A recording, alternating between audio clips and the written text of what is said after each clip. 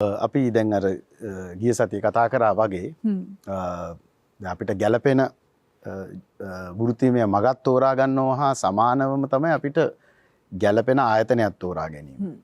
එතකොට මොකද්ද මේ ගැළපීම කියන්නේ කියලා අපි කියන එකට කියනවා කෝපරේට් කල්චර් කියලා. කියන්නේ කම්පැනි කල්චර්. ඒ කල්චර් එක කම්පැනි ටු කම්පැනි වෙනස් වෙනවා. එකම කල්චර් එකක් නැහැ. දැන් අපිට ඒක දැනගෙන හිටියානම් සම්මුඛ පරීක්ෂණයකට පෙර ඒක හොඳ සූදානමක්. උදාහරණයකට ගත්තොත් එහෙම අපි දැන් සෝෂල් මීඩියා හරහා Facebook, LinkedIn මං හිතන්නේ දැන් මේ තරුණ ළමයි මේවා දන්නව මොනවද කියලා. එහෙම නැත්නම් අපිට ආයතනයේ සමහරක් වෙලාවට Google business වල රෙජිස්ටර් වෙලා තියෙනවා නම් අපි ආයතනයේ නම ගැහුවම උඩටම එනවා. තියෙන රිවිව්ස් ඔක්කොමත් එක්ක. එතකොට මේ ආයතනයේ දාලා තියෙන ෆොටෝස්, එතකොට මේ ආයතනයේ තියෙන වීඩියෝස් අපි ගත්තොත් අපිට පුළුවන් යම්තා දුරකට මේ ආයතන විහුවේ සම්බන්ධය මේ කල්චර් එක සම්බන්ධයෙන් යම්කිසි අවබෝධයක් ලබා ගන්න. එතකොට ඊළඟට අපි දැන් අපි හිතමු උදාහරණයකට අපි දාන්න හදන්නේ HR executive. එතකොට අපි අනිවාර්යයෙන්ම දන්නවා අපි මේ සම්මුඛ පරීක්ෂණය කරන්නේ එක්කෝ ඇසිස්ටන්ට් මැනේජර් නැත්නම් මැනේජර්. ඉතින් ඔය LinkedIn එකේ ගිහිල්ලා අපිට ඒකේ Facebook වගේම ෆේස් එක තියෙනවා, මූණ තියෙනවා. එතකොට අපි මේ සම්මුඛ පරීක්ෂණයට ගන්න කෙනාම අපි පෙර දකිනවා. සමහරක් වෙලාවට ඒක තරුණ කාලේ ගත්ත ෆොටෝ එකක් වෙන්න පුළුවන්. නමුත් අපේ මනස සැකසෙනවා.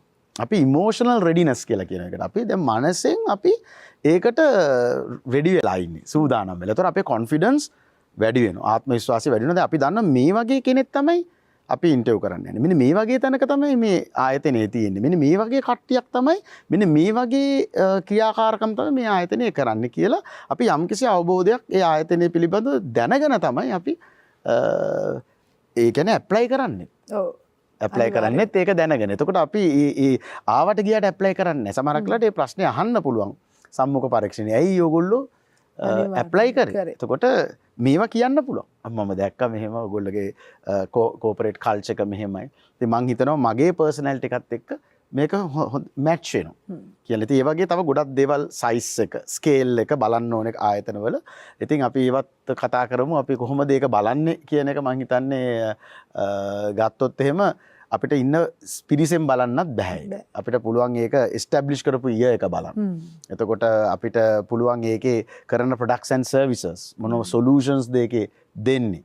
එතකොට ඒකේ ඉන්න පුජ්‍යලයෝ කොච්චර කාලයක් රැඳී සිටිනවද? මේ සියලු දේවල් ගැන අවබෝධයක් ලබා ගන්නවා කියන්නේ අපි අර රෙඩිනස්, මෙන්ටල් අපි ඉමෝෂනල් රෙඩිනස් එක තමයි අපි මේ ඇති කරගන්නේ. ඔව් දැන් අන්සනි මට හිතෙනවා දැන් පොඩක් ග්ලාස් ඩෝ ගැන කිව්ව හින්දා පොඩි වචනයක් එක ගැන කිව්වනම් හොඳයි කියලා. දැන් සමහරක් වෙලාවට අපි මේ ඔන්ලයින් ගිහිල්ලා බලන දේවල් සමහර දේවල් තියෙනවනේ.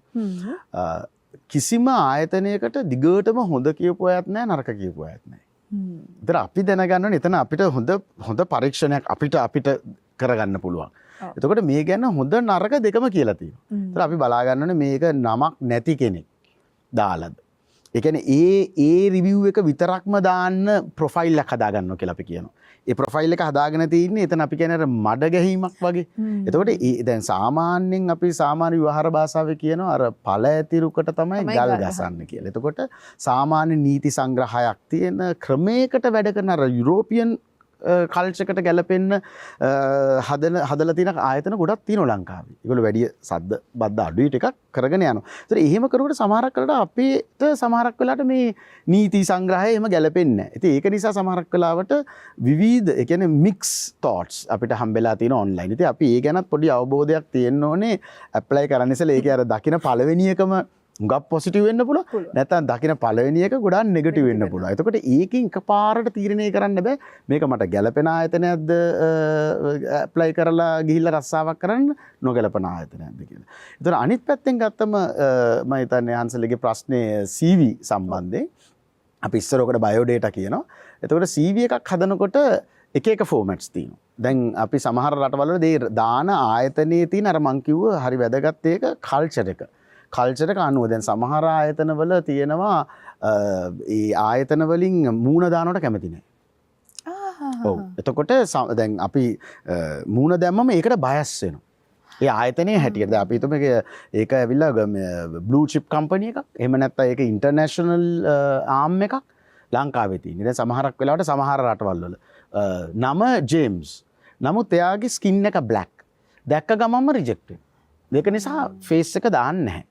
එතකොට දැන් සාමාන්‍ය ෆෝමැට් එකක් අපි CV ෆෝමැට් එකක් අපි ඔන්ලයින් ඉල්ලුවොත් අපිට මේ මූණ දාලා තමයි එන්නේ. නමුත් අර මං කිව්වා වගේ කම්පනි කල්චර් එක අනුව. මොකද අපේ පළවෙනි අභියෝගය වෙන්නේ කොහොම හරි සම්මුඛ පරීක්ෂණයට යෑම. රයිට් අපි එතනට ගියාට පස්සේ තේරෙන්නේ නැහැ කොහොමද දැනට මූණ දාලා මේකෙන් මාව තෝරාගන්න නැත්නම් ඒක හොඳයි මට කරදරයක් නෙමෙයි කියලා ඒකෙන් අයින් වෙන්න නෙමෙයි ඕනේ. මොකද අපි හැම යන සම්මුඛ පරීක්ෂණයක්ම අපිට අත්දැකීම. පාස් වුණත් ෆේල් වුණත්. ඒකට කම්මැලි වෙන්න නරක යන්න. එතකොට අපි දැන් මේ CV එක හදනකොට අර කම්පනි කල්චර් එක දැනගෙන හිටියොත් ඒ කල්චර් එකට ගැලපෙන විදිහට අපිට හදාගන්න පුළුවන්. දෙවැනි ප්‍රධාන කරුණ මේ CV එක ගැන තියෙන ගොඩාක් කරුණු. අපේ කාලයත් එක්ක අපි පොරබදන නිසා මම වැදගත්ම කරුණක් කිව්වොත් එහෙම අපි non related referees කියලා අපි දානවා. සමහරක් වෙලාවට සමහර candidatesලා දානවා ඉල්ලුවොත් දෙන්න. එහෙමම දානවා. right? එතකොට ඉල්ලුවොත් දෙන්නම්. ඇත්තටම ඉල්ලනකන් ඉන්න එපා. ඒ කියන්නේ ඒක CV එකට දාන්න ඕන දෙයක් නේ. අත්‍යවශ්‍ය දෙයක් නේ. එතකොට මේ අත්‍යවශ්‍ය දේ ඉල්ලුවම දෙන්නම් කියන එක එච්චර හොඳ නැහැ. ඒ කියන්නේ එකෙන් අදහස් වෙන්නේ ඒක ඉන්ඩිරෙක්ට් කමියුනිකේෂන් කියන්නත් බෑ. ඒක ඊටාම ඍජු sannivedana Tamanට දාන්න කෙනෙක් නැහැ. ඉතින් ඒක නිසා ගොඩාක් වෙලාවට මම දැකලා තියෙන දෙයක් තමයි සමහරක් වෙලාවට ගමේ පන්සලේ හාමුදුරුවන්ව දානවා. ඒකේ වරදක් නැහැ. මොකද ගමේ පන්සලේ හාමුදුරුවෝ සමහරක් කරට මේ දරුවා ගැන දන්නව ඇති. ඊට පස්සේ ප්‍රින්සිපල්ලා දානවා. විදුහල්පතිව. එක්ක ගුරුවරයෙක් දානවා. මං හිතන්නේ ඊට වඩා අපිට පුළුවන් නම් අර ආයතනය අපි දැන් මොකද්ද කියලා දන්නෝ. ඒ ආයතනයේ මොන ඉන්ඩස්ට්‍රි එකේද කියලා දන්නෝ. ඒ ඉන්ඩස්ට්‍රි එකේ දැන් අපි හිතමු අපි හෙල්ත් කෙයා ඉන්ඩස්ට්‍රි එකට දානවා. ඒ සෙක්ටර් එකට. ඒතර ඒ අංශයේ ඉන්න කවුරු හරි යම් කිසි තැනකට කෝපරේට් ලැඩර් එකේ උඩට ආපු කෙනෙක්ව අපිට පුළුවන් නම් non related referees දාන්න. එතන අපිට අපේ ඒ CV එකට හම්බෙන වැදගත්කම හුඟක් වැඩි. අනිත් පැත්තෙන් අපි ගත්තොත් හරි පුදුම දේවල් අපේ රටේ සමහර CV වල වෙනවා. මේ කවුද කියලා අහුවම කියනවා මේ මගේ අංකල් කෙනෙක් වෙනවා කියලා. ඉතින් අර non related referee කියන එකෙන්ම කියනවා නෑයෙක් වෙන්න බෑ. ඉතින් එතනින්ම තමන් ෆේල් වෙනවා තමන්ගේ ඉන්ටර්විව් එක. මොකද නෑයෙක් නොවන තමන්ව රෙකමන්ඩ් කරන්න පුළුවන් කෙනෙක්ව ඉල්ලනකොට non related referee දාන්නේ අපේ අංකල්ව එහෙම නැත්නම් අපේ ආන් කෙනෙක්ව කොහේ හරි ආයතනයක ලොකු තනතුරක් දරන. නමුත් එතනින්ම තමන් ෆේල් වෙනවා. ඉතින් මේ හරි පරිස්සම් වෙන්න ඕන තැනක් තමයි මේ non related referees දාන තැන. ඒතර ඊට පස්සේ උඩ ඉඳලා පාවිච්චි කරන කලර් එක මූණ දානවද නැද්ද කෝපරේට් කල්චර් එකට අනුව ඒ වගේ ගොඩක් දේවල් අපිට මේ CV එකේ මොකද ඕක තමයි මුලින්ම දකින්නේ. ඉතින් ඒක නිසා ඒ ගැන ඊට වඩා මම හිතන්නේ සුපරීක්ෂාකාරී වුණා නම් හොඳයි. ඔව් මම හිතන්නේ හොඳ ප්‍රශ්නයක් ඒක. දැන් අපි මේ ගෙනියන දේවල් සූදානම් කරගන්න එතනට එන්න ඉස්සෙල්ලා හංසලි මට හිතෙනවා දැන් මේ කෝල් එකක් එනවා. මේ අන්න මේ ඔයාට කෝල් එකක් කියලා මේක එන්නේ වෙන කාගේරි අයියාගෙන්. සමහරක් වෙලාවට අපේ රටේ භාෂාවක් තියෙනවනේ තම්සිට කෝල් එකක්. මෙන්න මේ කවුද කතා කරනවා. එතකොට ඇහෙනවා අර ආයතනයේ මේ ඉන්ටර්විව් එකට කතා කරන මේ මානව සම්පත් ගැන ලොකු අවබෝධයක් තියෙන. ඒ ගැන පළවෙනි තප්පරේ සිට මේ පුජ්‍යල මොන වගේ මනිනවා මොන වගේ බෑග්ග්‍රවුන්ඩ් එකකින් දෙන්නේ. ඉතින් ඒක නිසා මේ නම්බර එක දානකොට පවා අපි පොඩ්ඩක් සුපරීක්ෂාකාරී වෙන්න ඕනේ. කාගේ නම්බර එකද දාන්නේ? අයියාගේ අක්කගේ නම්බර එක දානවද? අම්මගේ තාත්තගේ නම්බර එක දානවද? ගෙදර තියෙන ලෑන්ඩ් ලයින් එක ඒක Tamanට නම්බරයක් ගන්න පුළුවන්. සමහර ගෙවල් වල ඒක හොඳයි. ස්මාර්ට් ෆෝන් වැඩිය දෙන්නේ නැහැ. yes no බටන් දෙක තියෙන එකක් තිබ්බත් ඇති. මොකද නැත්නම් ඕකම බලාගෙන ඉන්නවනේ. එතකොට ඒ Tamanගේ ළඟ ඒක තිබුණාට රින්ග්ස් 3න් Taman මේක ආන්සර් කරොත් අන්න එතන Tamanට ලකුණක් හම්බ වෙනවා. එතනින් Taman ලකුණ නැත්නම් රින් වෙනවා හම්බෙන්නේ නැහැ. එක්ක ෆෝන් එක ඕෆ්. එහෙම නැත්නම් ඒ වෙලාවේ කාඩ් එකක් දාගන්න බැරුව මේක භාවිතය නොමැත කියලා આવොත් එහෙම මං හිතන්නේ පටන් ගැනීමම අසාර්ථකයි. අනිවාර්යයෙන්. ඔව් එතකොට අපි මං හිතන්නේ විරාමයට පෙර කතා කරා අපිට එන කෝල් එකේ ඉඳලම වැදගත් කියලා.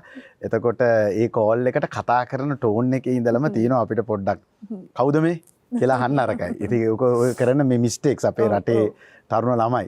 එතකොට ඒවා ඒ වගේ කතා කරන විදිය කවුරු කතා කරත් බොහොම ලස්සනට කතා කරන එකෙන් Tamanට අවාසියක් වෙන්නේ නැහැ. සමහරකට යාළුවෙක් වෙන්න කියලා හිතලා අපි එහෙම දුරකථනය අපි ආන්සර් කරනවා.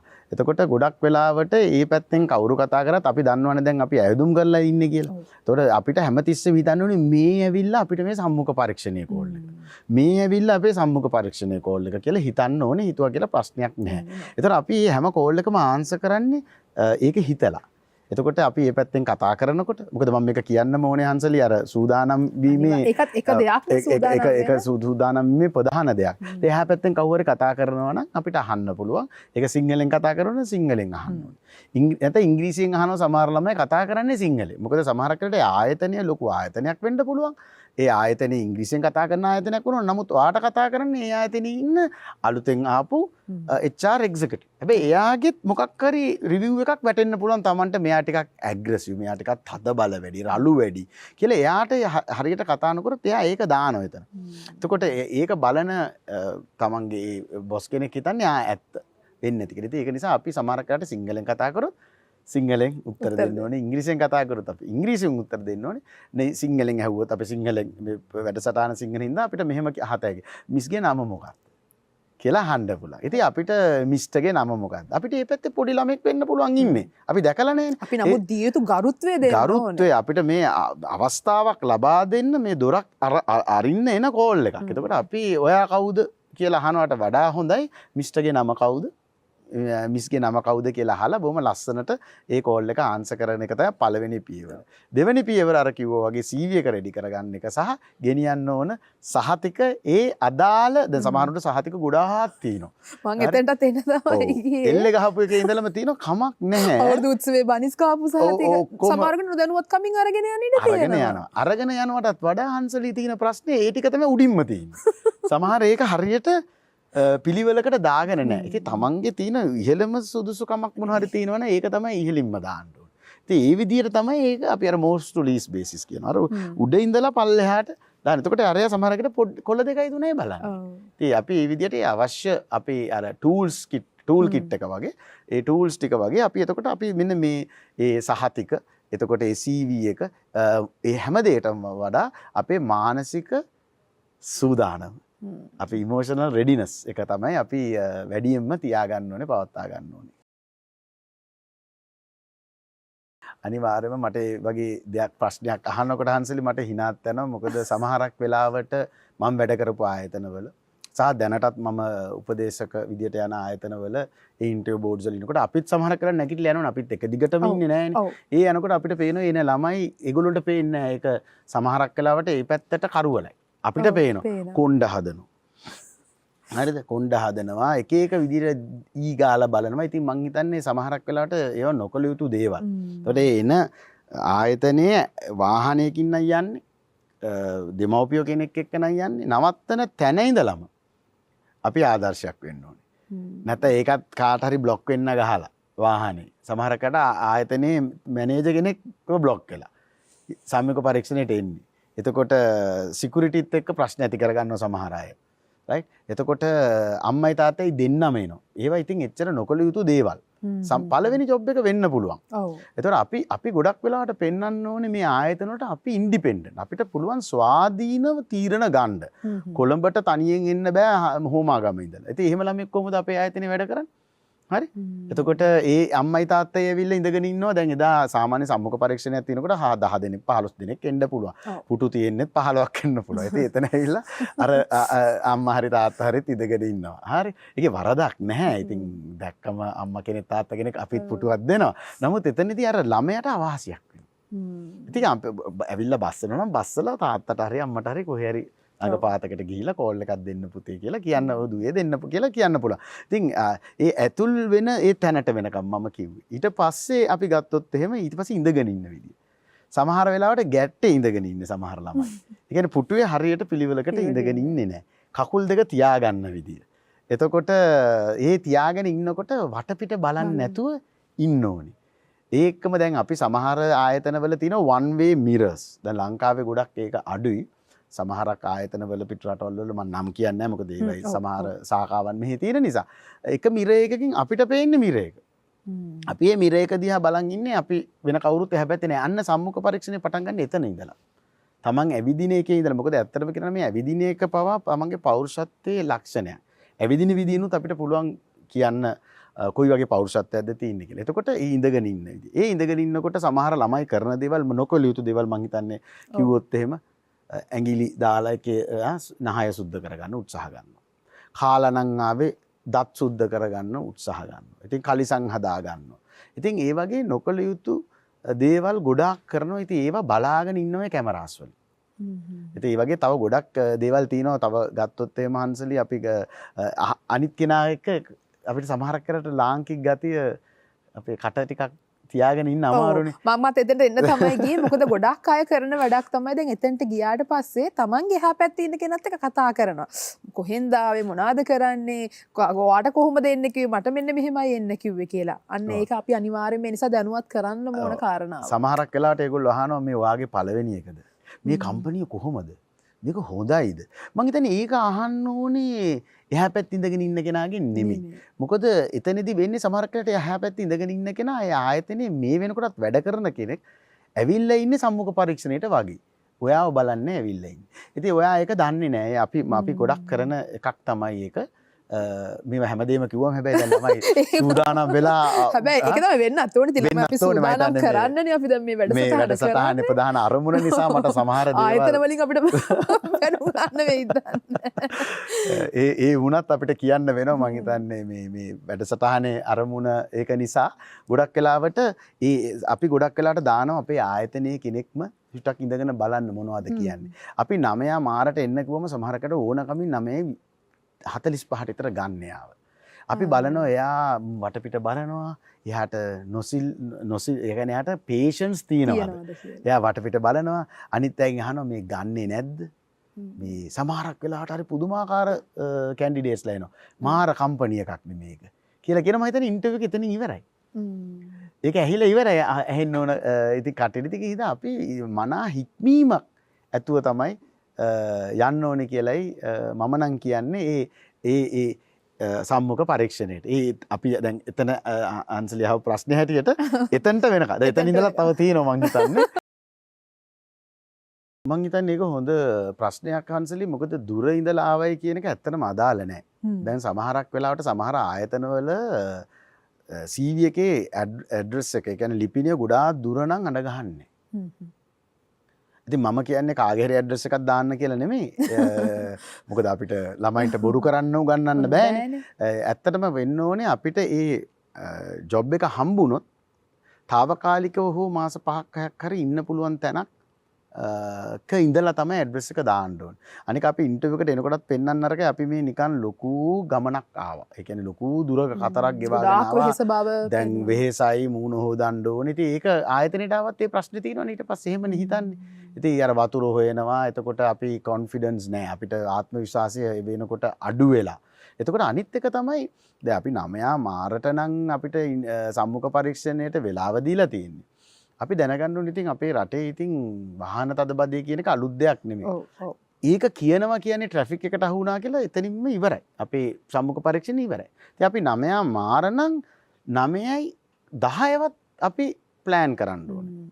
හැබැයි සමහරු ඉන්නෝ 9 මාරකම 8 මාර ඉඳලා ඇවිල්ලත් ඉන්නවා. ඉතින් එහෙම කරන්නත් නරකයි. මම කියන්නේ එතකොට සමහරක් වෙලාවට අර ඉන්න අයව පොඩ්ඩක් ඉතින් තරහ යනවා සමහරුන්ට මේ මිනිස්සයා මොකද මෙච්චර වෙලා නිකන්. මොකද ඉන්ටර්විව් කරන්න එන කෙනත් එන්නේ ඒ වෙලාවට. එතකොට සමහරක් වෙලාවට ඔයගේ සාමාන්‍ය දැනීම තමයි ඉතින් ඒකයි හික්මීමයි ඒවා තමයි ගොඩක් ඉතින් බලන්නේ මුලින්. මොකද අර අපි කියන behavioral aspects කියනවා. අර අපි human resource management වල අපි බලන්නේ candidate ගේ psyche එක. ඒ කියන්නේ එයාගේ කොහොමද මනස වැඩ කරන්නේ. කොච්චර දක්ෂයෙක් වුණත් වැඩක් නැහැ. කොච්චර අධ්‍යාපන සුදුසුකම් තිබුණත් වැඩක් නැහැ. ඒ මනස එක තැනක හිටින්න නැතුව දුවන මනසක් නම්. ඉතින් ඕක බලන්න හොඳ වෙලාවක් තමයි ඕක. හොඳ ලස්සනට කතා කරනවද මේ මගේ දුරකථන ඇමතුම බලාපොරොත්තු වෙන්ද හිටියේ? ලස්සනට ඒකට උත්තර දුන්නද? වෙලාවට ආවද? ඇවිල්ලා ලස්සනට සංසුන්ව හිටියද? අවශ්‍ය විදියට ඒ දොර ළඟට ඇවිල්ලා මේ කමින් මං එන්නද කියලා වෙනකන් ඒ ඔක්කෝම බලනවා සම්මුඛ පරීක්ෂණයකදී නැත්නම් ඇතුළට ඇවිල්ලා ඉඳගෙන CV එකේ තියෙන එකයි සහතික ටික විතරක් නෙමෙයි බලන්නේ. දැන් අපි තැනකට යනකොට ඔන්න ඊළඟට මතුවෙන ප්‍රශ්නය තමයි මේ ડોක්ටර් කොහොමද අපි ඇඳගෙන යන්න ඕනේ. සමහරක් වෙලාවට මේ අයදුම්කරුවන්ට ඒ පිළිබඳවත් හරි දැනුවත්භාවයක් නැහැ. දැන් අපි කොහොමද ඉන්ටර්විව් එකකට ෆේස් කරනකොට අපි මොන වගේ ඇඳුමක් ඇඳගෙන යන්න ඕනේ කියන කාරණාව ගැන මම හිතන්නේ පොඩ්ඩක් අපි දැනුවත් කරොත් හරි වටිනවා. හරියටම හරි.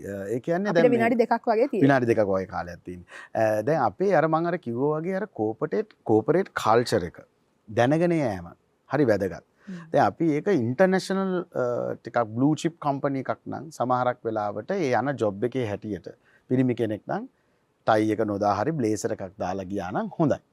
එහෙම නැතුව ඒ ජොබ් එකේ හැටියට දැන් සමහරක් වෙලාවට පොඩි ටිකක් වැඩි ලොකු හයිටෙක් ජොබ් එකක් නෙමෙයි. නමුත් අපි බ්ලේසර් දාලා මේවා දාලා යනකොට සමහරක් වෙලාවට හිතන්න පුළුවන් වෙන මොකක් හරි ප්‍රශ්නයක් කියලා. ඉතින් අර තැනකට යනකොට ඇඳුම ඊටාම වැදගත්. ඉතින් කොයි එකට ටයි එකක් දාලා ගියා නම් හොඳයි. දැන් සමහරක් වෙලාවට දැන් මුදුකාංග සම්බන්ධ ආයතනයක් නම් එච්චර ටයි එක නැති වුණත් ප්‍රශ්නයක් නැහැ. හැබැයි පුළුවන් වෙලාවට හැමතිස්සෙම සුදු ෂර්ට් එකක් ඒ වගේ ලයිට් කලර් එකක් ඇඳගෙන ගියා නම් හොඳයි. සමහර ස්පෙෂලි අපේ කැන්ඩිඩේට්ස්ලා ගැහණු ළමයි ගත්තම රතු පාට, තැඹිලි පාට ඒ වගේ ඒවා ඇඳගෙන යනවා. තද කොළ පාට හරි ලස්සනයි ඇඳුම්. ඒ වුණාට ඒවා සම්මුඛ පරීක්ෂණයකට ගැලපෙන්නේ නැහැ.